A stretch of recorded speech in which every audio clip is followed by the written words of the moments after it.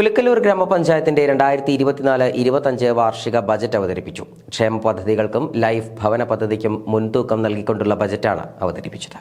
കുലുക്കലൂർ ഗ്രാമപഞ്ചായത്തിന്റെ 2024-25 വാർഷിക ബജറ്റ് അവതരിപ്പിച്ചു.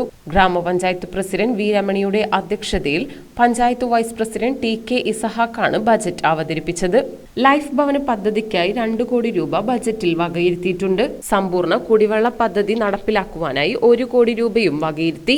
ഗ്രാമപഞ്ചായത്തിലെ പ്രധാനപ്പെട്ട റോഡുകളിൽ സ്ട്രീറ്റ് ലൈറ്റുകൾ സ്ഥാപിക്കുന്നതിനായി 12.50 ലക്ഷം രൂപ വകയിരുത്തി.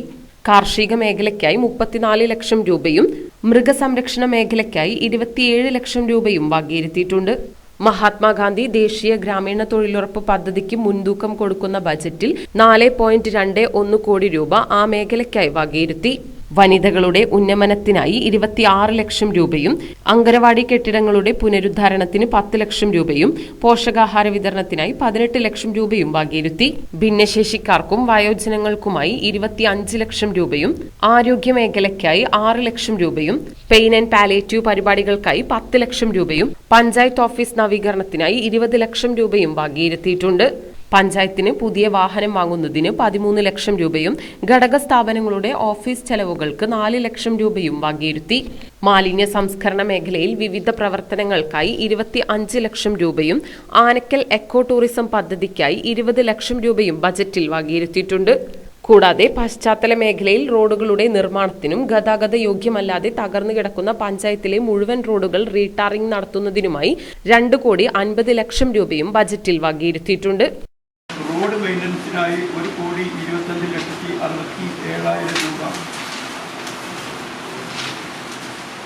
ജനറൽ പർപ്പസ് ഫണ്ട് ഇനത്തിൽ 1,94,53,000 രൂപയും ലഭിക്കുന്നു.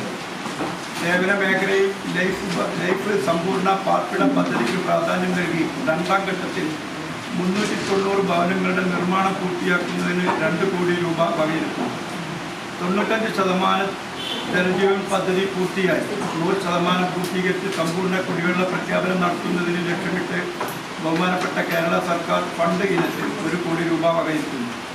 ബാലസൗഹൃദം പദ്ധതിയിൽ ഉൾപ്പെടുത്തി LP സ്കൂൾ വിദ്യാർത്ഥികൾക്ക് പാഠ്യേതര വിഷയങ്ങൾക്കായി 3 ലക്ഷം രൂപ വകയിരുത്തുന്നു.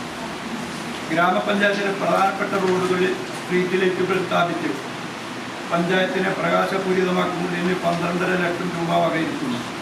കാർഷിക മേഖലയിൽ നെൽകൃഷി 140 ഹെക്ടറിൽ നടപ്പിലാക്കുന്നു.